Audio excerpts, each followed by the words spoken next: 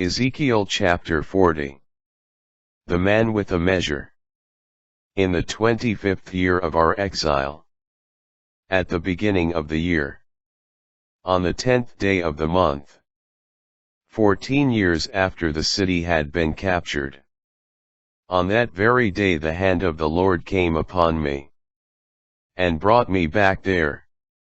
In a divine vision he brought me to the land of Israel, where he set me down on a very high mountain. In front of me, there was something like a city built on it. He brought me there, and there standing in the gateway was a man whose appearance was like bronze. He held in his hand a linen cord and a measuring rod. The man said to me, "Son of man, look carefully and listen intently. Pay strict attention to everything I show you. For you have been brought here so that I might show it to you. Then you must tell the house of Israel everything you see. There an outer wall completely surrounded the temple. The measuring rod in the man's hand was 6 cubits long, each cubit being a cubit plus a handbreadth. He measured the width of the structure, 1 rod, and its height, 1 rod. The east gate. Going to the gate facing east, he climbed its steps and measured the threshold of the outer gateway as 1 rod wide. Each cell was 1 rod long and 1 rod wide, and there were 5 cubits between the cells. The threshold of the inner gateway adjoining the vestibule of the gate facing the temple was 1 rod wide. He also measured the vestibule of the inner gate, 8 cubits, and its posts, 2 cubits each. The vestibule faced the inside.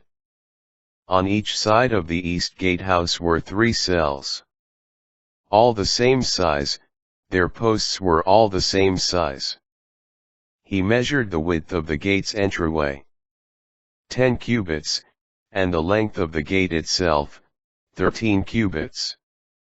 The borders in front of the cells on both sides were 1 cubit, while the cells themselves measured 6 cubits by 6 cubits from one opening to the next. Next he measured the gatehouse from the back wall of one cell to the back wall of the cell on the opposite side, through the openings facing each other, a width of 25 cubits. All around the courtyard of the gatehouse were posts 6 cubits high. From the front of the gatehouse at its outer entry to the gateway of the porch facing inward, the length was 50 cubits. There were recessed windows in the cells, on all sides and in the posts on the inner side of the gate. Posts and windows were all around the inside, with palm trees decorating the posts. The outer court. Then he brought me to the outer court, where there were chambers and pavement laid all around the courtyard, 30 chambers facing the pavement. The pavement lay alongside the gatehouses, the same length as the gates. This was the lower pavement. He measured the length of the pavement from the front of the lower gate to the outside of the inner gate, 100 cubits. He then moved from the east to the north side, the north gate. He measured the length and width of the north gate of the outer courtyard, its cells, 3 on each side, its posts, and its vestibule had the same measurements as those of the first gate, 50 cubits long and 25 cubits wide. Its windows, its vestibule, and its palm decorations had the same proportions as those of the gate facing east. 7 steps led up to it, and its vestibule faced the inside. The inner court had a gate opposite the north gate, just as at the east gate. He measured 100 cubits from one gate to the other. The south gate. Then he led me to the south. There, too, facing south, was a gate. He measured its posts and vestibule. They were the same size as the others. The gate and its vestibule had windows on both sides. Like the other windows, 50 cubits long, and 25 cubits wide. 7 steps led up to it, its vestibule faced inside. And palms decorated each of the posts opposite one another. The inner court also had a gate facing south. He measured it from gate to gate. Facing south, 100 cubits. Gates of the inner court. Then he brought me to the inner courtyard. By the south gate, where he measured the south gateway. Its measurements were the same as the others. Its cells, posts, and vestibule were the same size as the others. 50 cubits long and 25 cubits wide. The vestibules all around were 25 cubits long and 5 cubits wide. Its vestibule faced the outer court. Palms decorated its posts. And its stairway had 8 steps. Then he brought me to the inner courtyard. On the east and measured the gate there. Its dimensions were the same as the others. Its cells, posts, and vestibule were the same size as the others. The gate and its vestibule had windows on both sides. 50 cubits long and 25 cubits wide. Its vestibule faced the outer court. Palms decorated the posts opposite each other. And it had a stairway of 8 steps. Then he brought me to the north gate, where he measured the dimensions of its cells, posts, and vestibule. They were the same. The gate and its vestibule had windows on both sides. 50 cubits long and 25 cubits wide. Its vestibule faced the outer court.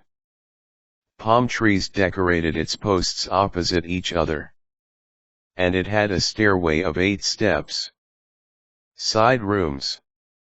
There was a chamber opening off the vestibule of the gate, where burnt offerings were washed. In the vestibule of the gate there were 2 tables on either side for slaughtering the burnt offerings, purification offerings, and reparation offerings. 2 more tables stood along the wall of the vestibule, by the entrance of the north gate, and 2 tables on the other side of the vestibule of the gate. There were thus 4 tables on one side of the gate, and 4 tables on the other side. 8 tables in all, for slaughtering. The 4 tables for burnt offerings were made of cut stone. 1½ cubits long, 1½ cubits wide, and 1 cubit high. The instruments used for slaughtering burnt offerings and other sacrifices were kept on shelves the width of 1 hand, fixed all around the room. But on the tables themselves was the meat for the sacrifices.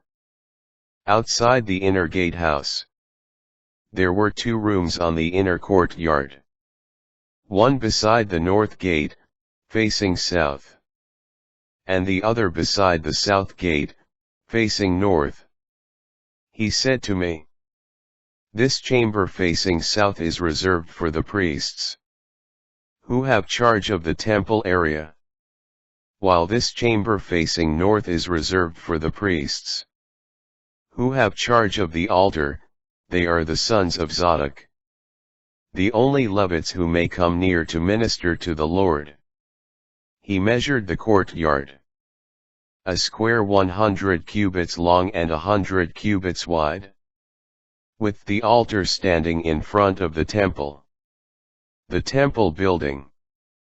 Then he brought me into the vestibule of the temple, and measured the posts, 5 cubits on each side. The gateway was 14 cubits wide, its side walls 3 cubits.